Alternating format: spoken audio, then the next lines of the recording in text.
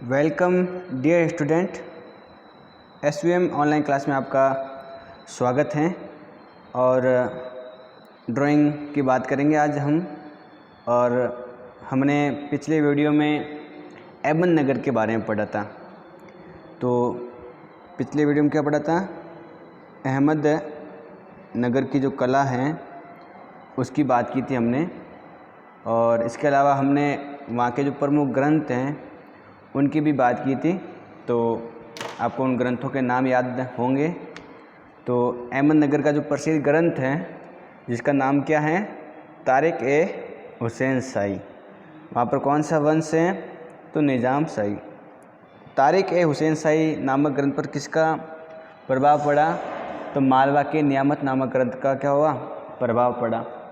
इसके अलावा हमने वहाँ पर एक चित्रावली का नाम पढ़ा था जिसका नाम क्या था? रागमाला। क्या नाम था? रागमाला। और मैंने रागमाला का जो प्रसिद्ध चित्र है उसके बारे में बताया था कि रागमाला का जो प्रसिद्ध चित्र है उसका नाम है राग हिंडोल।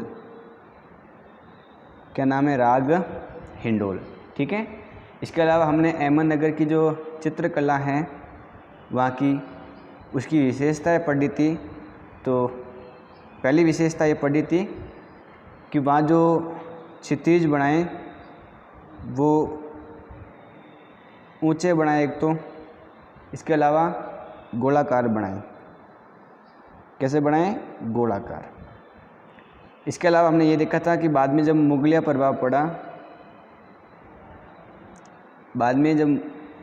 प्रभाव पड़ा, तब चमकदार जो कलर है उनका प्रयोग होने लग गया। चमकदार रंगों का प्रयोग होने लग गया था। इसके अलावा हमने ये भी पढ़ा था कि जब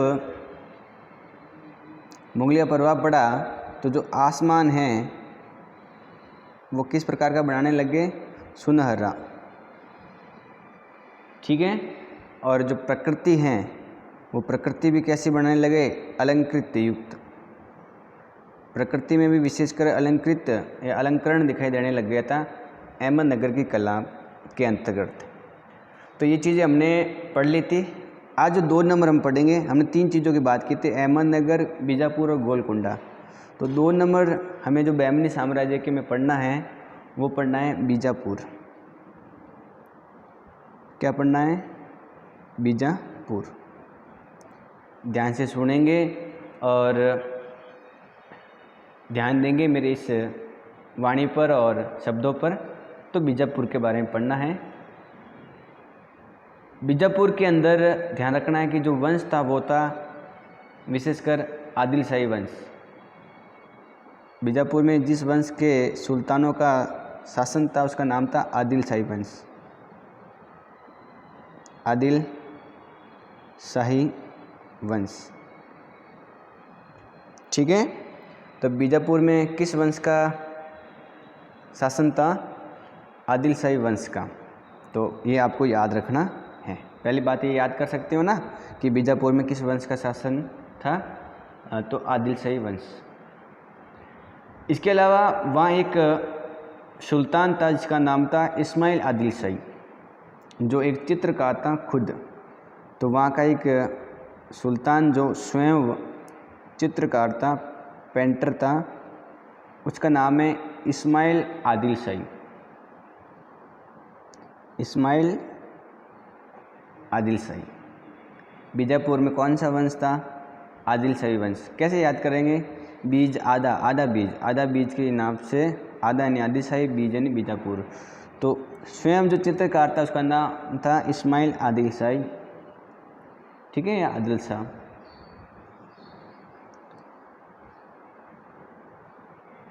तो इस्माइल आदिल शाह बीजापुर का एक सुल्तान जो खुद क्या था? चित्रकार का। तो ये आपका 1.25 नंबर का क्वेश्चन बन सकता है कि बीजापुर में कौन सा सुल्तान खुद चित्रकार था? तो इस्माइल आदिल शाही। ठीक है। जो वहाँ का एक सुल्तान था जिसका नाम था अली आदिल शाही। अली आदिल शाह। बीजापुर का एक सुल्तान था जिसका नाम था अली आदिल शाह। और इसकी एक पत्नी थी, उस पत्नी का नाम आपको याद करना है। उस पत्नी का नाम था चांद बीबी। क्या नाम था? चांद बीबी। ठीक है। तो जो चांद बीबी हैं या चांद सुल्ताना, वो अली आदिल शाह की क्या थी? पत्नी थी। और ये एक विदुषी महिला थी। कैसी महिला थी भाई? विदुषी। ठीक है। जिस प्रकार विद्वान और विदुषी शब्द की हम बातें करते हैं कभी बार, तो विदुषी का मतलब निपुण थी ज्ञान के अंदर, उसके अंदर भरा हुआ था ज्ञान। तो एक महान पत्नी थी अली आदिल शाही की, इसका नाम था चांद सुल्ताना या चांद बीबी। ठीक है। इसकी जो पत्नी थी वो भी विद्वान के साथ में चित्रकार थी और उसके अंदर विशेष ज्ञान था। तो इसका मतलब ये हुआ कि ये जो चित्रकार थी, इसका ये खुद एक चित्रकार थी, ये ध्यान रखना है आपको। ठीक है। उसने एक चित्र बनाया और उस चित्र का नाम जरूर याद करना है आपको। लेकिन जिस ग्रंथ पर उसने चित्र बनाया, उस ग्रंथ का नाम आप याद करेंगे तो एक बात आप याद करेंगे कि जो नुजुम अल उलूम, नुजुम अल उलूम जो ग्रंथ हैं, इस पर चित्र बनाए गए, इस ग्रंथ पर। ठीक है। मैंने ग्रंथ का नाम क्या बताया? नुजुम अल उलूम। दरअसल ये जो ग्रंथ हैं ये विशेष एक विद्या पर आधारित था। वो विद्या है खगोल, खगोल विद्या पर आधारित था। ठीक है। तो आपको याद करना है कि जो नुजुम अल उलूम है वो खगोल विद्या पर आधारित एक ग्रंथ था और चांद बीबी ने इस ग्रंथ के आधार पर चित्र बनाए। क्या बनाए? चित्र बनाए। ये ध्यान रखना है आपको। ठीक है। तो बीजापुर में कौन सा वंश था? आदिल शाही वंश था। वहाँ एक सुल्तान था जिसका नाम था इस्माइल आदिल शाही, जो खुद क्या था? चित्रकार था। और जो अली आदिल शाह की जो पत्नी चांद बीबी हैं, जो एक विद्वान या विदुषी और चित्रकार थी, इसने नुजुम अल उलूम नामक ग्रंथ पर चित्र श्रृंखला बनाई। ये बात आपको ध्यान रखनी है। तो इसमें कोई समस्या नहीं होगी। मेरे हिसाब से 3-4 बातें आप अच्छी तरह से याद कर सकते हो। बीजापुर की अगर हम बात करें तो इसके जो भी सुल्तान बने, उनका चित्रकला के प्रति विशेष ध्यान रहा है, उनका झुकाव रहा है। तो बीजापुर के जो भी सुल्तान रहे, उनका जो ध्यान है वो एक चित्रकला की तरफ रहा है। सब कला प्रेमी सुल्तान हुए हैं। तो बीजापुर प्रसिद्ध तो है ही है, ये बात आपको ध्यान में रखनी है। दरअसल वो भी जो सुल्तान थे वो चित्रकला के प्रति उनका विशेष ध्यान था। तो जो भी चित्र बनाते थे उस समय, तो उनको बिल्कुल प्रोत्साहन चीज़ें मिलती थी, उनका मान सम्मान होता था। ये बात आपको ध्यान में रखनी है। ठीक है। इसके अलावा आपको ये भी ध्यान रखना है कि जो बीजापुर की कला है, उस कला पर विशेष प्रभाव दिखाई देता है और वो मुग़ल का प्रभाव दिखाई देता है। और उस समय जो मुग़ल का प्रभाव दिखाई देता है वो जहांगीर के काल का प्रभाव दिखाई देता है। तो बीजापुर पर जो मुग़ल का जो प्रभाव पड़ा है, मुग़ल कला का, वो किसके काल की मुग़ल कला का प्रभाव पड़ा है? जहांगीर के काल की मुग़ल कला का प्रभाव पड़ा है। किसके काल की? जहांगीर की कालीन जो कला है उसका बीजापुर पर प्रभाव पड़ा है। ठीक है। तो आपको याद रखना है कि जहांगीर कालीन कला का बीजापुर पर प्रभाव पड़ा मुग़ल प्रभाव के रूप में। तो बीजापुर में वंश का नाम याद करना है, इस आदिल शाही, इस्माइल आदिल शाही का याद करना है। चांद बीबी एक विदुषी महिला थी, इसका नाम याद करना है, जो चित्रकार भी थी और इसने नुजुम अल उलूम नामक ग्रंथ पर चित्र बनाए, चित्र श्रृंखला बनाई। और ये जो ग्रंथ है वो खगोल विद्या पर आधारित था। इसके अलावा इस कला पर जो प्रभाव पड़ा है वो मुग़ल कालीन जहांगीर के समय का प्रभाव पड़ा है। ये आप याद करेंगे, ठीक है। इसके अलावा बीजापुर में जो चित्र बनाए गए उन चित्रों का नाम ज़रूर याद करना है आपको। तो कौन कौन से चित्र बनाए उनकी बात कर लेते हैं। एक वहाँ जो चित्र मिला है वो मिला है सघन वन में स्त्री। सघन वन में स्त्री, ये जो चित्र है वो किसका है? बीजापुर का है, ठीक है। तो ये आपको याद करना है। 2 नंबर जो आपको चित्र याद करना है बीजापुर का वो है हाथियों की लड़ाई। हाथियों की लड़ाई। 3 नंबर जो चित्र आपको याद करना है जो बीजापुर का है वो है चांद बीबी पोलो खेलती हुई। चांद बीबी पोलो खेलती हुई, अब खेलते हुए।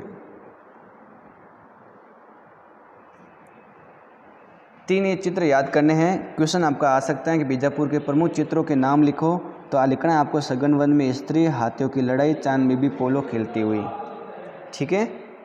तो ये जो 3-4 बातें थी जिसकी मैंने अभी बात की आपके सामने बीजापुर की, तो कौन से चित्र प्रसिद्ध हैं, किस विदुषी महिला का नाम आया है, किसके कालीन कला का प्रभाव पड़ा है, कौन स्वयं चित्रकार था और कौन सा वंश था, ठीक है। तो ये चीज़ें आप याद कर सकते हो और याद रखनी है। तो मैंने अहमदनगर की बातें पिछले वीडियो में की थी, इस वीडियो में हमने बीजापुर की बात की है।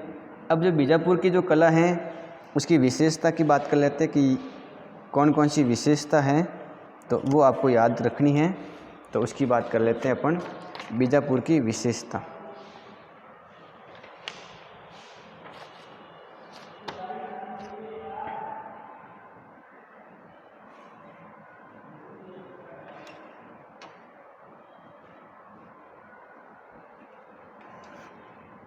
बीजापुर की जो कला है उसकी विशेषता की बात करते हैं हम। अब देखो, बीजापुर में जो चित्र बने हैं उनके अंदर जो भी चेहरे बने हैं वो चमकदार बने हैं। तो पहली विशेषता ये है कि जो भी चेहरे बने हैं वो सब कैसे बने? चमकदार बने, क्योंकि मुग़ल का प्रभाव दिखाई देता है तो चमकदार चेहरे तो होंगे, ठीक है। तो ये बात आपको याद रखनी है। तो मेरे हिसाब से ये बात आपको बिल्कुल समझ में आ गई होगी कि बीजापुर की विशेषताओं में पहली जो विशेषता आपको याद करनी है कि वहाँ पर जो चेहरे बने हैं वो चमकदार बनी हैं। इसके अलावा जो पृष्ठभूमि वहाँ हमको दिखाई देती है वो पृष्ठभूमि कैसी है? वो बिल्कुल साधारण पृष्ठभूमि है लेकिन थोड़ी सी हरी भरी भी है, ठीक है। तो पृष्ठभूमि कैसी है? साधारण है और हल्की हरी भरी, हल्की हरी भरी। बीजापुर की विशेषताओं में आपकी पहली विशेषता ये है कि चेहरे कैसे बनाए? चमकदार बनाए, पृष्ठभूमि साधारण लेकिन हरी भरी बनाई है, हल्की, ठीक है। तो इस प्रकार की 2 विशेषता आपको याद करनी है जो मैंने 2 विशेषता बताई है।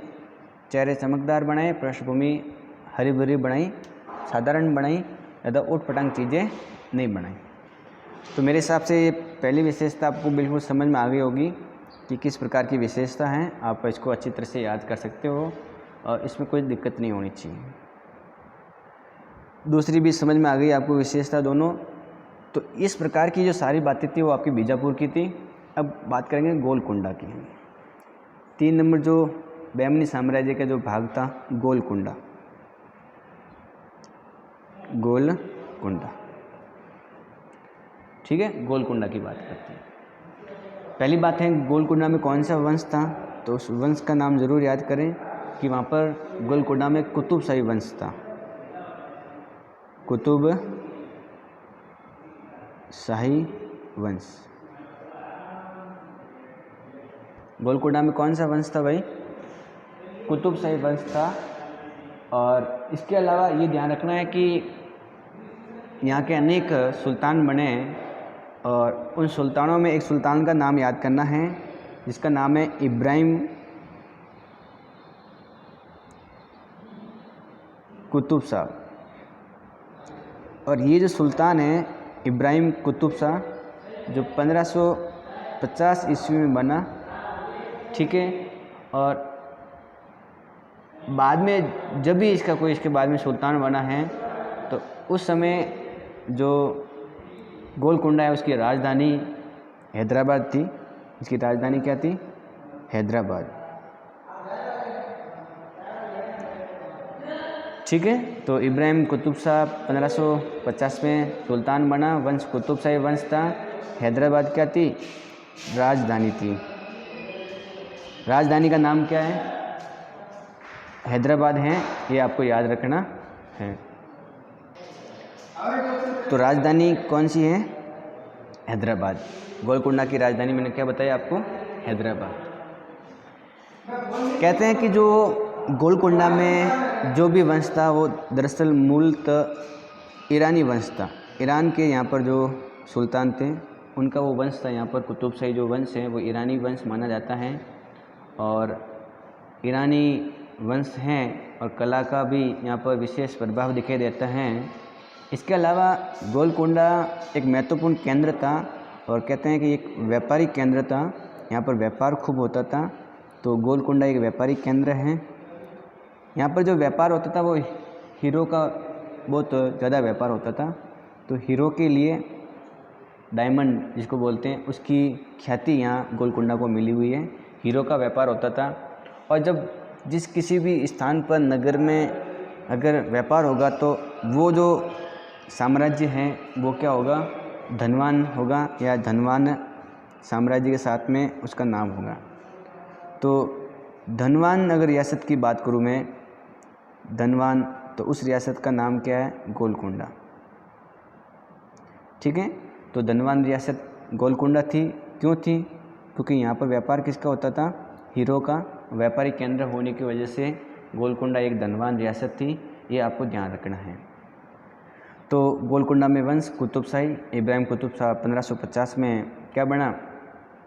सुल्तान बना। और ये भी ध्यान रखना है कि इसकी जो राजधानी है वो हैदराबाद थी। मूल रूप से ईरानी प्रभाव यहाँ दिखाई देता है, जो वंश है वो ईरानी था। व्यापारिक केंद्र होने की वजह से ये धनवान रियासत थी। यहाँ पर हीरो का क्या होता था? व्यापार होता था। इसके अलावा आपको ये ध्यान रखना है कि यहाँ जो चित्र मिले हैं वो विशेषकर किस प्रकार के चित्र मिले हैं? तो आप याद करेंगे कि जो चित्र हैं वो नारी चित्र यहाँ पर विशेषकर मिले हैं। ठीक है, तो नारी चित्रण यहाँ दिखाई देता है, तो यहाँ विशेषकर है नारी चित्र। गोलकुंडा के अंदर जो भी चित्र बने वो नारियों के बने हैं, नारी चित्रण विशेषकर दिखाई देता है। और एक यहाँ प्रसिद्ध चित्र मिला है, उसका नाम याद करना है, ये क्वेश्चन आता रहता है एग्ज़ाम के अंदर।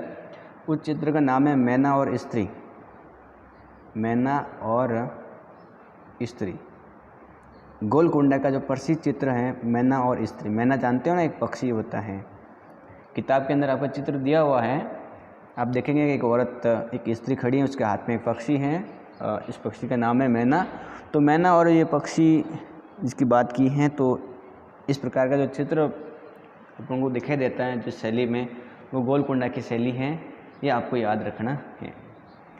ये जो प्रसिद्ध चित्र है गोलकुंडा का जिसकी मैंने बात की है, मैना और स्त्री, ये जो वर्तमान में चित्र हैं ये आपको ध्यान रखना है कि जो आयरलैंड की राजधानी है,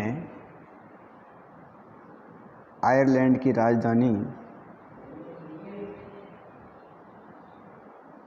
आयरलैंड की राजधानी अगर किसी को याद है तो बहुत बढ़िया, डबलिन। आयरलैंड की राजधानी क्या है? डबलिन। वहाँ एक संग्रहालय है, म्यूजियम जिसको बोलते हैं, उसके अंदर ये चित्र पड़ा हुआ है और उस संग्रहालय का नाम है शेस्टरबेरी। ठीक है, तो मैना और स्त्री नामक जो चित्र है वो इस संग्रहालय में पड़ा है। शेस्टरबेरी नामक जो संग्रहालय है डबलिन के अंदर, डबलिन आयरलैंड की राजधानी है, उसके अंदर ये गोलकुंडा का जो विश्व प्रसिद्ध चित्र है वो यहाँ पर है, ये ध्यान रखना है आपको। इसके अलावा गोलकुंडा में अलग अलग वंशों के समय, अलग अलग सुल्तानों के समय विशेष कला का हमको नए प्रभाव या कला की नई बातें नज़र आती है। तो कहते हैं कि जब गोलकुंडा में मोहम्मद कुतुब शाह सुल्तान बना तो उस समय जो चित्रकार थे उन्होंने विशेषकर दरबारियों के चित्र बनाए, ये ध्यान रखना है आपको। तो मैं लिख रहा हूँ कि जो मोहम्मद कुतुब शाह सुल्तान था, इसके समय जो चित्र बनाए हैं वो विशेषकर दरबारी दृश्य बनाए हैं। किस प्रकार के दृश्य? दरबारी दृश्य कैसे होते हैं? राजा बैठा हुआ है, दरबार लगा हुआ है, इस प्रकार के चित्र बनाया हुआ है। और विशेषकर दरबारी दृश्यों के साथ में जो विशेष अमीर लोग हैं उनका भी किया गया है, अलग अलग चेहरों में बनाए हैं। तो ये ध्यान रखना है आपको कि कुतुब शाह के समय दरबारी दृश्य हमको दिखाई देते हैं। और मुखातिया के भी दृश्य बनाए हैं। ठीक है, मुखातिया मतलब होता है कि दरबार में अलग अलग चेहरे बनाए हैं, अलग अलग प्रकार की चीज़ें भी बनाई हैं, ये ध्यान रखना है। ठीक है, तो हमने गोलकुंडा की जो शैली पढ़ी है और हमने बीजापुर की शैली पढ़ी है, इसके अलावा हमने अहमदनगर की शैली पढ़ी है। तो सब में कोई ना कोई विशेषता है, कोई ख़ास है, इन सब की हमने बात की है। इसके अलावा हमें गोलकुंडा के अंदर जो चित्र हैं वो उमराव के भी मिलते हैं। उमराव के चित्र हमको गोलकुंडा में मिलते हैं। उमराव मतलब अमीर लोगों के चित्र जो बने हुए हैं, अमीर लोगों में राजा महाराजा, उनके परिवार, इन प्रकार के चित्र बने हैं, सामंत वगैरह। दरबारियों के भी चित्र बने हैं, हमें दरबारियों के चित्र भी दिखाई देते हैं। ठीक है, जो राग रागिनी चित्र हैं वो भी गोलकुंडा में दिखाई देते हैं। राग रागिनी का मतलब ये हुआ कि संगीत बजाते हुए, राग गाते हुए, इस प्रकार से उनके भी चित्र हमको गोलकुंडा में मिलते हैं। ठीक है, कहते हैं कि गोलकुंडा में भी एक ग्रंथ था, उस ग्रंथ पर अनेक चित्र बनाए गए। जो चित्रित ग्रंथ हैं उसका नाम आता है तुजुक ए आसफी।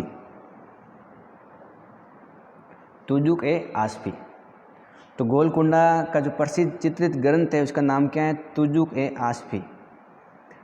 मैंने बीजापुर का जो प्रसिद्ध चित्र ग्रंथ है उसका नाम बताया था नुजुम अल उलूम। इसके अलावा मैंने आपको अहमदनगर का जो प्रसिद्ध चित्र ग्रंथ है उसका नाम बताया था तारिक ए हुसैन शाही।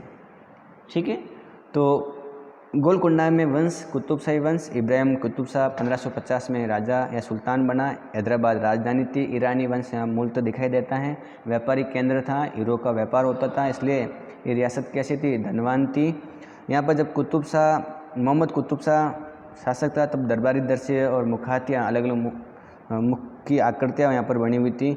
उमराव के चित्र बने थे, अमीर लोगों के दरबारी चित्र भी बने थे, राग रागिनियों के चित्र दिखाई देते हैं। तुजुक ए आसफी यहाँ चित्रित ग्रंथ हैं। इसके अलावा नारी चित्रण गोलकुंडा की प्रसिद्ध विशेषता है। और यहाँ जो प्रसिद्ध चित्र दिखाई देता है वो है मैना और स्त्री का। और मैना स्त्री जो चित्र हैं वो वर्तमान में आयरलैंड की जो राजधानी है वो वहाँ पर है। आयरलैंड की राजधानी कौन सी है? डबलिन के अंदर जो संग्रहालय है उसका नाम है सेस्टरबेरी। और वहाँ पर क्या है? यहाँ पर ये चित्र वहाँ पर संग्रहालय है और उस संग्रहालय में पड़ा हुआ है डबलिन के अंदर।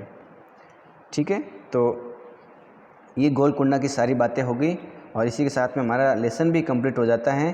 दक्षिणी शैली की हमने पूरी बात कर ली है, लेकिन धीरे धीरे कहते हैं कि दक्षिणी शैली नष्ट हो गई, दक्षिणी शैली पर अनेक प्रभाव पड़े। और दरअसल जो इस शैली की जो मौलिकता, जो मूल चीज़ें थी वो धीरे नष्ट होने की जो वजह मानी जाती है वो एक तो मराठा चित्रकला की वजह से, कि मराठा को प्रभाव पड़ा, उनकी वजह से धीरे धीरे शैली की मौलिकता नष्ट हो गई। और मीनाकारी की वजह से, मीनाकारी मतलब ये होता है कि जो बारीक से बारीक काम होता है, बारीकपन होने की वजह से भी इसमें क्या होता है कि विशेषकर इसकी जो मौलिकता है वो नष्ट हो गई। तो आपके एग्ज़ाम में ये आ सकता है कि दक्षिणी शैली की मौलिकता नष्ट होने की जो वजह है वो क्या है कि मराठा चित्रकला और मीनाकारी का प्रभाव बढ़ जाने से क्या हुआ कि इसकी मौलिकता है वो नष्ट हो गई थी। तो इसी के साथ में आपका लेसन हो जाता है कंप्लीट और हमने पूरे लेसन की बात कर ली है। इसके अलावा नए लेसन की शुरुआत हम अगले वीडियो में करेंगे। आज के इस वीडियो में इतना ही। तो मेरे हिसाब से पूरा पार्ट आपको समझ में आ गया होगा। तो अगर आपको इस पार्ट से कोई भी क्वेश्चन पूछे तो आप आराम से बता भी सकते हो। तो दक्षिणी शैली में दो साम्राज्य की बात की, विजयनगर और बहमनी साम्राज्य। विजयनगर की स्थापना कब की गई? 1336 में। किसने की? हरिहर और बुक्का ने बहमनी साम्राज्य का नाम किसके नाम से पड़ा है? अलाउद्दीन बहमन शाह के नाम से पड़ा है। बहमनी साम्राज्य में कितने साम्राज्य थे? 5, अहमदनगर, गोलकुंडा, ठीक है, बीजापुर, बिरार और बिदर, ठीक है। एक बात आप ये भी याद करेंगे कि जो अहमदनगर है, उस अहमदनगर के अंदर जो अहमद शाह वली है, अहमद शाह वली, इसने बिदर का जो दुर्ग है, बिदर का दुर्ग, उसमें जो रंग महल है, रंग महल के अंदर उसने बेल बूटों का विशेषकर चित्रण करवाया। किसमें? रंग महल में। बेल बूट का मतलब ये होता है जो लताएं होती हैं, ठीक है, उनका यहाँ पर सजावट हमको दिखाई देती है, चित्रांकन दिखाई देता है। तो अहमद शाह वली ने बिदर दुर्ग में रंग महल है, बिदर दुर्ग है, दुर्ग में भी कौन सा महल है? रंग महल। उसके रंग महल के अंदर जब महल को देखते हैं तो उस महल में इस प्रकार से क्या है? बैल बूटों की सजावट कर रही हैं। जैसे दरवाज़ा है और दरवाजे के पास में जो जगह होती है उसके अंदर हम ऐसे बैल बनाते हैं, उसके अंदर फूल बनाते हैं इस प्रकार से, ठीक है। तो ये बात आपको ध्यान में रखनी है। तो ये सारी बातें हमने कर ली हैं विजयनगर की और बहमनी साम्राज्य की। और अगला जो लेसन होगा मुग़ल चित्रकला के बारे में, वो अगली वीडियो में पढ़ेंगे। और इस वीडियो को 2-3 बार देखो, पिछले वाले वीडियो को 2-3 बार देखो, पूरा पार्ट आपका कंप्लीट हो जाएगा। और पहला पार्ट है वो आपको ध्यान रखना है कि आपके एग्ज़ाम में इस पार्ट से 1 नंबर का क्वेश्चन आएगा, तो 1 नंबर आपका क्लियर हो जाना चाहिए। इसी के साथ में आज के लिए इतना ही। आप सभी का बहुत बहुत धन्यवाद वीडियो में बने रहने के लिए। इस वीडियो को 2-3 बार ज़रूर देखें ताकि आपका पहला पार्ट कंप्लीट हो जाए। तो आज के लिए बहुत बहुत धन्यवाद।